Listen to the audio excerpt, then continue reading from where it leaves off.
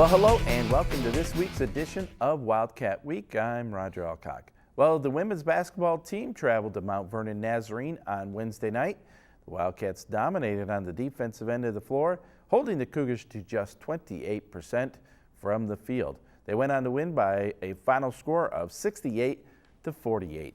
Leading the Wildcats was senior Anna Imhoff, 20 points, 7 rebounds. Junior Nicole Ignashik, 9 points and 7 boards.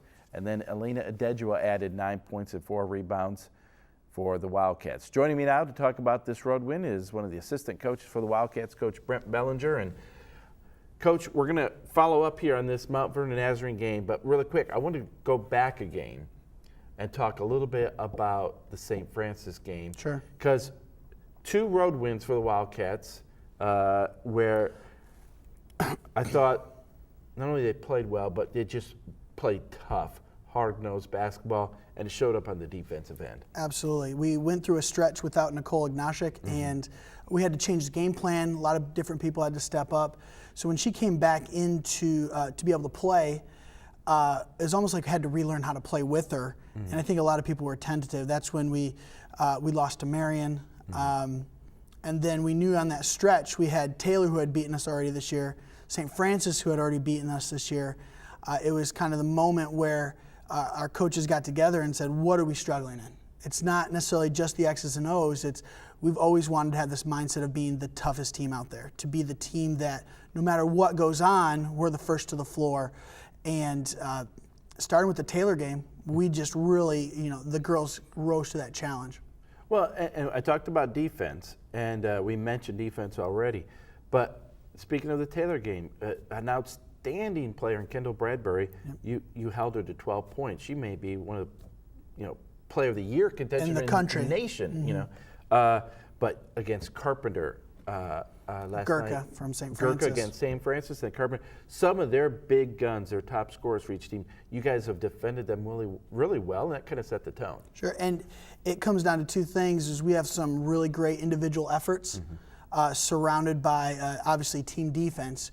But the game plan is something where the coaches are really working hard to figure out what's that little linchpin that we can pull that's going to take apart what the other team can do. And the girls are focusing, and they're really working hard to affect the team that way. As we take a look at the highlights from this first half, and talking about focus, the first quarter, the Wildcats jumped out to a 21-9 lead. And that's always key, but when you're on the road, coming off a couple big wins, to get off to another great start is key. And Anna Imhoff, we talked about her 20 points, 18 points in the first half, and it is almost impossible to understate the kind of senior season she's having. She's one of those special players that has stepped up when her time has come. She's always been skilled. She's always been a player we could count on, but this year she's really taken it upon herself to be the leader that we need in every situation. She's not scoring 18 points every game, but she's always coming to the game ready to give what she needs. And the team, when she's feeling hot, we just get her the ball. As we said, you guys jumped out to a big lead, but we saw early, even in the first quarter, you were able to go to the bench. You saw Elena Adejua get in there, Janae Goodwin get in there, and just different players doing different things well, taking advantage of the moment. Just saw Carly Lang there, who, she scores 7, 8, 9 points a game. That's great. She might someday get 15 points for you. But what I think she's been doing rebounding the last couple weeks has been really huge. We've talked about Carly being the X factor. We've pulled her in for film and showed her the different moments where she's had a huge impact on the game, and it hasn't been in scoring. We tell her, if you can go to the boards every time, if you can make the right play, obviously on the defensive end, she's such a valuable player, being able to guard almost every position. I mean, when she is doing what we ask her to do, we are so much better. Again, we're in the second quarter here. There was a nice move there by Carly. Sarah McLemore gets in the action. And what I like when I've seen out of our bench this year is they seem to, it's been unselfish play. They're trying to get within the flow of the offense, take what's given them. But if it's not there, distribute the basketball. And sometimes you don't see a bench come in and play that well all the time. Well, that's what we practice with the starters, with the players that come off the bench. It's all about creating for someone else. It's about the quality of shots. It's about ball momentum. And to be honest with you, I think there's a real benefit. You never want to go through it, but with the injuries that we've had to deal with this year, we've had people gain experience and have to step up. And so now that we have everyone back and healthy, it just seems at times we can be so deep because players are ready to compete the moment they step on the floor. Yeah, I saw Nicole Ignacic there. That's I think that's Dayton Groninger hitting that three. But Katie Key hit a three earlier. When you have that inside-outside game going, it's pretty tough for a team to defend. Oh, and especially when, like you said before, people aren't selfish. We have a whole bunch of players that really get excited. You can see the bench there. When our team does well, when someone else does well, we talk a lot about what are you doing to encourage, to inspire the teammates. And it's something that it's just so nice to not have selfish players, to not have people that want to get their own. Another big three there by Dayton. Right before that, Elena Adejua. Well, it's hard not to notice what Elena has been doing. She got those minutes when Nicole was injured, and she has kept, she's gone back to that role where she's coming off the bench, but she's kept up the level of play. Right, and what a lot of people don't see is Elena outside of the game. Elena in practice working hard. Elena coming up to the office saying, I want to watch more film. She'll only play 2 minutes in a game and come up and want to watch her film and then another post film. So it's kind of a testament. Everyone talks about Steph Curry and the hours that he's put in with ball handling and shooting. Elena hasn't just come out into the court and all of a sudden shown up. She has put the time in because she's been hungry. As a coach, you can't ask for anything more than that. And then you saw Katie there as we wrap it up. They tried defensive. Okay, they're shooting the ball well. It's come out on them. We saw Janae take it off the dribble. Katie right there. So just really good recognition and execution. Absolutely. It's in the moment the players stepping up to realize, because Mount Vernon tried to pressure us a lot, handling that pressure, being solid, making the right choice. Well, really quick, up next, final home game will be Senior Day on Saturday for the Lady Wildcats against Spring Arbor. Come out, and Anna Imhoff will be one of those seniors we'll celebrate. And Brittany Washington. And Brittany Washington, the other. Anna just went over 1,000 points for her career. She did. Congratulations to her. Absolutely. No one deserves it more. All right. Well, thanks so much, Coach, for stopping by. As we said, the Wildcats host Spring Arbor Saturday, February the 17th, as the final game of the regular season. Note the game time, 3 p.m. on Saturday, not 1 p.m. It's a 3 p.m. start. Well, when we come back, we'll talk men's basketball and their game against the Cougars of Mount Vernon Nazarene. So don't go away. We'll be right back.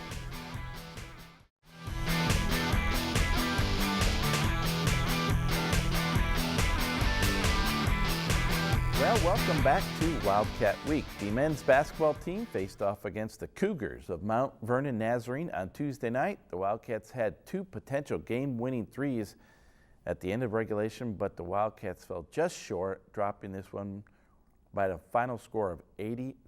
The Wildcats were led by freshman Kyle Mangus with 24 points, 7 rebounds. Junior Evan Maxwell had 19 points and 5 boards. Ben Carlson, another senior, added 13 points and 7 rebounds. So joining me now is men's basketball assistant coach Dave Osborn. And Coach, we'll have to talk about this Mount Vernon Nazarene game in a second here, but let's put a better spin on things first, because you guys came into that game on the heels of really a huge, huge victory in Fort Wayne against St. Francis, a game in which I felt it was as good of offense as I've seen in a long time, at least in the last 2 years. You guys were really playing well at St. Francis. Yeah, absolutely. Offense was clicking most definitely against St. Francis. And I mean, we've been talking, we're playing for a championship, right? So every game that we go out, it's a championship game. And St. Francis is obviously a really good team, and to go on the road and beat them there is no small task. And again, it took a collective effort. It helps Kanan Coffey got hot from deep, buried 5 threes that game, spreads the floor, and just allows us to play at another level. There was a play at the end of that game where Joel Okafor, I still to this day don't know how he out-sprinted dove, spun in the air, and got a loose ball. That was a key play in that game, but it was that kind of effort and the little thing that has been making the difference. Right. Joel's built a habit of making plays like that, so at the end of the game, we were able to see him execute on that, and it helped us get the win. Well, now let's jump into that Mount Vernon Nazarene game, and really, quite frankly, Wildcats got off to a good start in this first half. You took a 47-40 lead into the locker room at the halftime, and we'll talk a little bit more about that later, but getting some good hustle play there by Keenan Coffey. It's never easy to go on the road, of course, and for some reason, Mount Vernon Nazarene seems to have the Wildcats number, don't they? Well, they got us both time this year. Yeah. But first half, we were playing at a high level offensively, put up some good numbers, and then honestly just got a little bit stymied there in the second half in terms of offensive production. But we didn't make enough plays down the stretch on the defensive end of the floor or allowed them to get comfortable early. See Evan there as a nice back to the basket, decisive finish. And we did get some balance across the board and did have a couple of chances there at the end of the game that just didn't fall. I thought Grant Smith, he's had a couple nice games in a row. 9 points, okay, but 8 rebounds, that you love to get that from Grant. And, I don't know, is he a freshman anymore? I don't think Kyle Mangos was ever a freshman, but, Grant's been coming along in his own right, hasn't he? They both have had to grow up throughout the course of the year. They're no longer freshmen anymore. And one thing about Grant, he just has a habit of playing hard and gets himself going to the rim, gets rebounds, and then he passes the ball at a really high level as well. So just can do a little bit of everything. He's been getting in the gym, getting up extra shots. We're seeing some dividends on the floor.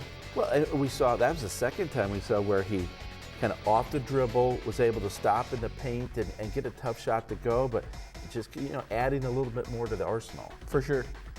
Evan Maxwell, another guy we saw him post up a little bit. That was a nice baseline jumper by Trevor Wade. Good to see him get going. Yeah, for sure. But, Evan doing some good things in the post for you guys, and you get that little inside-outside game going with him and Kyle Mangus and some others. It can be some pretty good offense. Exactly. You almost read my mind there. You want to have a balance of going inside-out, right? Getting some paint touches, getting Evan going and other guys going, and combination of drives and then kickouts for threes. When we're doing that, we're playing some of our better basketball. As this first half winds down, you guys finished the first half solid, and took that 7-point lead into the locker room at the half, and, Then we came out good about it. Yeah, and then we came out in the second half, stretched it to 12, and then from there it was really we allowed them to score possession after possession after possession, and we weren't converting on the other end of the floor. And again, senior night on the road against a tough group of guys in Mount Vernon. We took their punch and they ended up coming out on top. Like you said, you were up 12, 52-40, and we even saw a couple times when a team gets in a roll at home, then for some reason, maybe a loose ball seems to go their way. But it's because they've taken it up a notch, right, in terms of their effort. Right. For sure. I agree with you. And when you don't come up with some of those, and they start to feel the momentum, then it just starts. They just start feeling more and more confident, and you give them that confidence end of the game, and they took it. You saw Kanan hit that 3 there. He's another guy. You mentioned his performance against St. Francis, where he is 5 for 5. You get him fired up a little bit here, and it just adds again another element to what we can do offensively. Most definitely. And who would have thought that 6'11" Evan Maxwell would be that good at a 3-point shot? I'm telling you what, it's a pleasant surprise, I'm sure, for many, and he's got a lot of confidence out there, and we've got confidence in him as well. Well, and it's no fluke at this point. No. You see him, that's a legit shot for him. Yep. I think he had a stretch there, winter break, where he's 10 for 10 from beyond the arc in a 3-4 game stretch, and then finding his stroke again, and it's good for our team. Let me ask you this. Did their guards create a little bit of matchup problem for us? Because they're a little bit smaller, but they are really quick, and I think they hurt us off the dribble a couple times.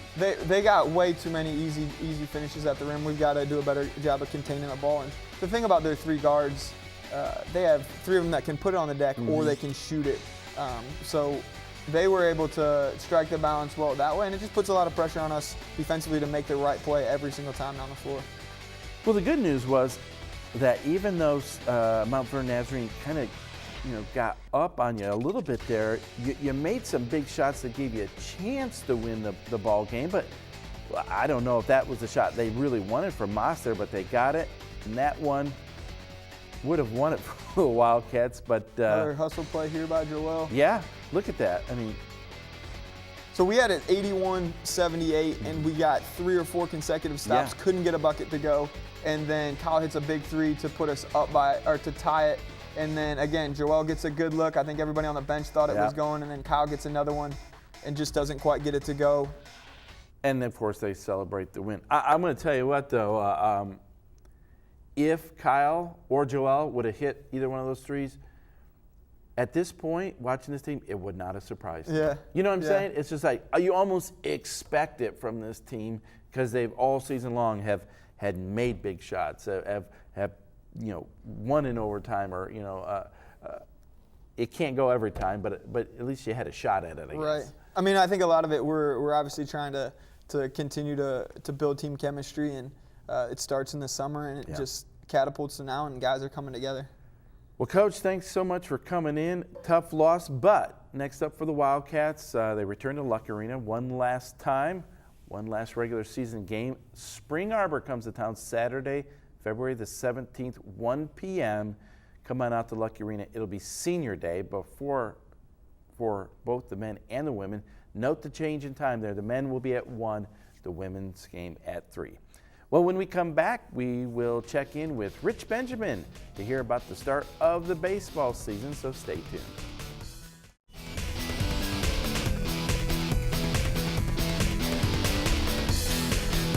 Well, welcome back to Wildcat Week. It's not quite spring yet, but the Indiana Wesleyan baseball team is already 4 games into their season and sitting at 2-2. On February 13th, they took on Shawnee State in a doubleheader. Wildcats split with Shawnee State, taking the first game 8-1 with the help of Judah Wallenberg's grand slam home run. In the second game, the Wildcats gave up a 3-2 lead in the third inning and dropped the second game 5-3. Well, joining me now to talk about all things baseball is the head coach of the Wildcats, Coach Rich Benjamin. And Coach, we're going to talk about your opening 4 games here a little bit, and then we'll talk a little bit more about what we're looking forward ahead in the season. But we talked a little bit about that Shawnee State matchup. But right before that, you took on St. Xavier, pretty good squad. First game, dropped that one 2-4, but came storming back in the second game 9-6. But in that game, I had to ask you about pitching. Had to be pretty excited about it. 18 strikeouts, but also you guys are pretty aggressive on the base pass. Did I see 15 bases stolen? Yeah, it's been an area of emphasis for us throughout the fall and even in the recruiting class to try to improve our team speed and ability to run the bases well. I thought we punched out quite a few guys a year ago on the mound, but certainly an area we could keep improving in. And so those were areas when you see those things that are strong early, you're encouraged because you're going to need that down the stretch. Obviously, we know what the weather's like here. You go a little bit south into Kentucky, you take on some teams, but early on you've been maybe in Troy or trying to do some work and different things. But what were your expectations going into this first weekend, and were they met, and how did you feel about that? Yeah, we have a tremendous indoor facility with Troyer, and so with that facility I feel like we can accomplish a lot of things a lot of people can't indoors. And so the only thing I think is a little different indoors in that facility for us is just live hitting. It's really the only gap. And so when you get outside for the first time, your expectation is that offensively there's going to be a slow start for a week or two until you pick up some momentum with the weather and you get more live at-bats and you can track more pitches. But we expected to run the bases well, to pitch aggressively, and to be pretty clean on defense because we can get a lot of good reps in Troyer there as well. And that's kind of what we've seen through the first 4 games. You moved on that split against St. Xavier, taking on Shawnee State, pretty solid team. That first game, 8-1 victory there. Talked about Judah's grand slam, but he had a pretty nice day at the plate altogether, didn't he? I think 3 for 3. Yeah, he's just a really mature player. He's our only senior. He's a 5th-year guy, so he's been in college a little while, and he's played a lot of summer ball as well. And so he's been a good addition to our program, as an everyday second baseman for us. has a lot of mature at-bats, and he's really good. And so we've kind of had to fight back and forth, not with him, but just thinking about like where do we hit him in the lineup. I mean, right now he's hitting ninth, but I think it's because we've got a lot of lineup depth. And but I love his at-bats. There's a lot of maturity there, controls his at-bats, and adds a lot of value to us. You mentioned Judah's your only senior. Yeah. Last year you brought in a big class, young team that struggled at times, but then started playing very well. I know you're excited about kind of the combination of youth and talent, and now with a little more experience, and you're excited about the potential that this team has in this season. Yeah, there's certain teams you coach where you say, you go out the first week and you watch them play and you go, well, this is just kind of who we are, and you kind of just hold on, I guess, for a few months. I've only had that experience twice in coaching, but there's other times where you go out the first weekend, you look at it objectively, and you walk away and go, like, this team has the character, the culture, and the talent level to get better every week. As they gather more information and they play together and they get into a rhythm, I think this is a team that can be a team that peaks late, still plays well throughout the year, but never really hits their ceiling till late because there's lots of room for growth and they have the ability to do it. Sometimes I think you're handcuffed by talent or you're handcuffed by character or culture. This team right here, I believe, has those three areas to the point where we should see a very progressive process throughout the spring. I'm sure players get excited for spring break. Imagine the same thing for a coach, a chance to say, okay, now we can, for a week, get away from the classroom, get away from other stuff, spend a lot of time together as a team, and get a lot of games in. But you'll head to Tennessee this year on your spring break. It's always important, but how important will it be for this team this year? Well, I think it's always important. It's kind of a week where you can focus on the field and some time with each other, and there's fewer other commitments going on at the same time, which is positive. And we tried to go to Tennessee on that trip because of the quality of competition. We'll play Cumberland, that's won the national championship 3 times, and then we'll play Martin Methodist, that swept number 6 Missouri Baptist a week ago. And but for us, I mean, you kind of look at it like by then you've played 8 or 10 games in February, so you look at the spring trip as like a chance to start finding some rhythm with guys who have won jobs and roles, and you can kind of keep them in their roles going into conference. You get a clearer picture about who you are and what your expectations can be rolling into conference. Well, speaking of conference play, Wildcats finished 6th in the conference last year. I know you'd like to move up, though. But again, solid at the top of the conference. Taylor's always good, Huntington, Spring Arbor. Who do you look at in the Crossroads League this year as maybe the team to beat? Yeah, I mean, I think those teams you mentioned will be really competitive. I think Mount Vernon will be as well. And then Marion University, they'll be really competitive. They return their top arms. They pitched really well a year ago and, tend to just play with a lot of consistency. And so I think the top half of the conference is going to be really strong. I think, for us and the focus that we have on ourselves, it's just, adding depth and development to our guys and get them into a routine of playing every day and what it looks like to sweep a series you need to sweep or take a series that you need to take, and just get guys in roles, get them comfortable to do their job. Well, Coach, thanks for coming in. Congratulations on a good start. I'm sure we look forward to talking a little more baseball as the spring progresses. Thank you. All right. Well, next up, as we said for the Wildcats, is Series in Bethel. Series 2 Bethel in McKenzie, Tennessee. That'll be February the 23rd and the 24th. And so good luck to the Wildcats once again down south. Well, that's all we have for you on this episode of Wildcat Week. If you'd like to watch more of Wildcat Week, you can visit our website, wiwtv.com. There you can see past episodes and connect with us online. Once again, that's wiwtv.com. And you can stay connected with all our local programmings by subscribing to our YouTube channel, WIWTV 51. Well, we look forward to seeing you next week. So for all of us here, thanks for watching Wildcat Week.